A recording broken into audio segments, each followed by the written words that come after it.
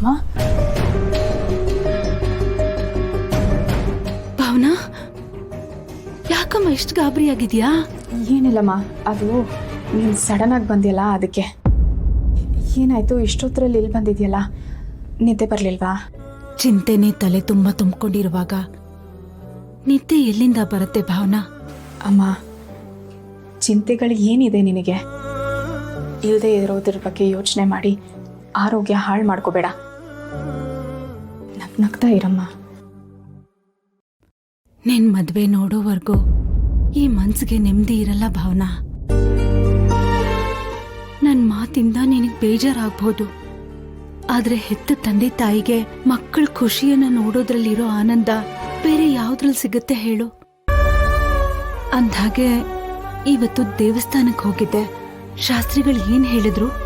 ಅಮ್ಮ ಪ್ಲೀಸ್, ದಯವಿಟ್ಟು ಇದ್ರ ಬಗ್ಗೆ ಮಾತಾಡ್ಬೇಡ. ನನಗೆ ಇದರಲ್ಲಿ ಆಸಕ್ತಿನೂ ಇಲ್ಲ. ಹೀಗ್ ಹೇಳಿದ್ರೆ ಹೇಗ್ ಭಾವನಾ? ಒಂದ್ ಹೆಣ್ಣು ಮದ್ವೆ ಆದ್ಮೇಲೆನೆ ಪರಿಪೂರ್ಣಳಾಗೋದು.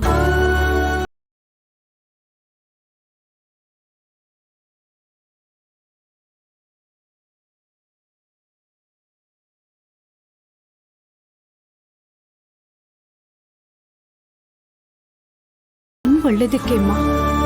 ನಾವು ಬದುಕಿರುವಾಗ್ಲೇ ನಿನ್ ಮದ್ವೆ ನೋಡ್ಬೇಕು ಅನ್ನೋದು ನನ್ನ ಆಸೆ. ಅಮ್ಮ, ನಾನು ಮದುವೆ ಆಗದೆ ಇದ್ರೆ ನೀವುಗಳು ಚೆನ್ನಾಗಿರಲ್ಲ ಅಂತ ಯಾಕೆ ಅನ್ಕೋತಿದ್ದೀರಾ? ಮೊದಲು ಈ ಥರ ಯೋಚನೆ ಮಾಡೋದನ್ನ ನಿಲ್ಲಿಸಿ. ಇಲ್ಲ ಭಾವನಾ, ನೀನ್ ಏನೇ ಹೇಳಿದ್ರು ನಿನ್ ಮದ್ವೆ ನೋಡ್ದೆ ಇರೋಕ್ಕಾಗಲ್ಲ. ಸಮಯ ಹೀಗೆ ಇರುತ್ತಾ ಹೇಳು? ನಮ್ಗೇನಾದ್ರೂ ಹೆಚ್ಚು ಕಡಿಮೆ ಆದ್ರೆ ನಿನ್ನನ್ ಯಾರು ನೋಡ್ಕೋತಾರೆ?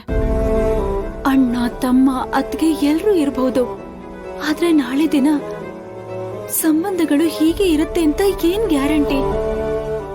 ನಿನಗಂತ ಒಬ್ಬ ಸಂಗಾತಿ ಬೇಕಲ್ವಾ? ಈ ಮಗುಗೆ ಒಬ್ಬ ತಂದೆ ಬೇಕಲ್ವಾ? ನಿನಗೆ ನೆಮ್ಮದಿಯಾದ ಒಂದು ಜೀವನ ಬೇಕಲ್ವಮ್ಮ? ಅದಿಲ್ದೆ ಹೋದ್ರೆ ಹೇಗ್ ಹೇಳು? ನನ್ ಮಾತ್ ಕೇಳು, ಮದ್ವೆಗೆ ಒಪ್ಕೊಮ್ಮ. ಬೇಡಮ್ಮ ಪ್ಲೀಸ್, ಈ ವಿಷಯನ ಇಲ್ಲಿಗೆ ಬಿಟ್ಬಿಡು.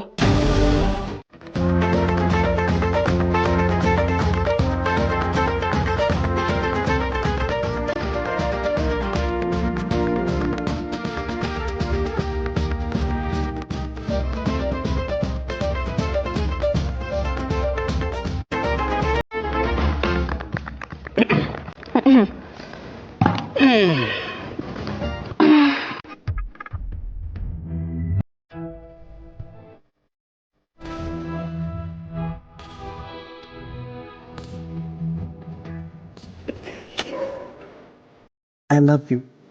I love you. ಇದು ಮರಿ ನನ್ನ ಜೀವನದಲ್ಲಿ ನಾನು ಯಾವತ್ತೂ ನಕ್ಕಿಲ್ಲ ನೋಡಿ. ನೋಡಿದ್ರಾ, ನಿಮ್ಮ ಮುಖದಲ್ಲಿ ನಗು ಕಾಣ್ಬೇಕು ಅಂತಾರೆ ನಾನು ಇಷ್ಟೆಲ್ಲ ಕಪಿ ತರ ಆಡಿದ್ದು. ನಕ್ಕಿದ್ರೆ ಎಷ್ಟು ಚೆನ್ನಾಗಿ ಕಾಣಿಸ್ತೀರಾ ನೋಡಿ. ಅರೆ, ಬರೀ ನಾನು ನಗ್ತಿದ್ರೆ ಸಾಕ? ನೀವು ನನ್ನ ಜೊತೆ ನಗ್ತಿರ್ಬೇಕು ತಾನೆ? ಆಗ್ಲೇ ನಮ್ಮ ಜೀವನದಲ್ಲಿ ಒಂದು ಸಾಮರಸ್ಯ ಅಂತಿರೋದು. ಅದೇ ಮತ್ತೆ ಸಮಸ್ಯೆ ನಮ್ಮ ಹತ್ರ ಬರ್ದೇ ಇರೋ ಹಾಗೆ ನೋಡ್ಕೊಳ್ಳೋ ಗಂಡ ಇರುವಾಗ ಬಿಡಿಸಕ್ ಜಾಗ ಎಲ್ಲಿರುತ್ತೆ ಹೇಳಿ? ಚಿನ್ನವರಿ, ನಾನು ಇಷ್ಟು ಚೆನ್ನಾಗಿ ಅರ್ಥ ಮಾಡ್ಕೊಂಡಿದ್ದಕ್ಕೆ ಥ್ಯಾಂಕ್ ಯು. ಥ್ಯಾಂಕ್ಸ್ ಹೇಳಬೇಕಾಗಿರೋದು ನೀವಲ್ಲ, ನಾನು. ಅದು ಯಾವ ಜನ್ಮದ ಏನು ಪುಣ್ಯನೋ ನನಗೆ ಗೊತ್ತಿಲ್ಲ. ಈ ಜನ್ಮದಲ್ಲಿ ನೀವು ನಂಗೆ ಸಿಕ್ಕಿದ್ದೀರ. ಒಂದು ಹೆಣ್ಣು ತನ್ನ ಗಂಡ ಹೇಗಿರಬೇಕು ಅಂತ ಅನ್ಕೋತಾಳೋ ಅದೆಲ್ಲದಕ್ಕಿಂತ ಹೆಚ್ಚಾಗೇ ಇದ್ದೀರ. ನೀವು ಸದಾ ಹೀಗೆ ನಗ್ನಗ್ತಾ ಇರೋ ಹಾಗೆ ನೋಡ್ಕೊಳ್ಳೋ ಜವಾಬ್ದಾರಿ ನಂದು. ಬರೀ ನಿಮ್ದೊಬ್ಬರದ್ದೇ ಅಲ್ಲ.